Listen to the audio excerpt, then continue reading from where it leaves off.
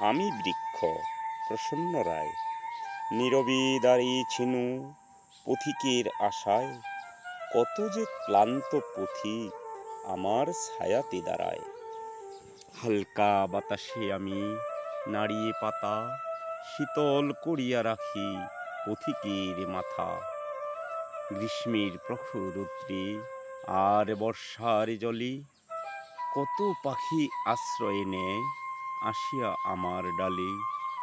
চৈত্রের ঝড় মাথায় নিয়ে ধরিয়া রাখি ফল, আনন্দ করিয়া খায় প্রাণী সকল।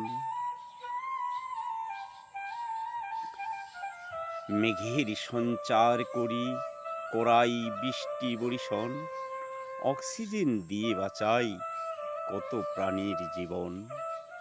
মৃদু মৃদু বাতাস বহিয়া দূষণ করি দূর, তবু দুনিয়াতে মোর শত্রু প্রচুর। অকারণে কেহ মোর ভাঙ্গে কাঁচা ডাল, না পাকিতে কেহ আবার ছিঁড়ায় কাঁচা ফল। মালিককে ভাবি আমি পিতার মতন, সন্তান সম আমায় করে সে পালন। যেই মালিকেরই আমি করি পিতৃজ্ঞান, অল্প কারণে সেই পিতা মোর কাটিয়া লইবে প্রাণ।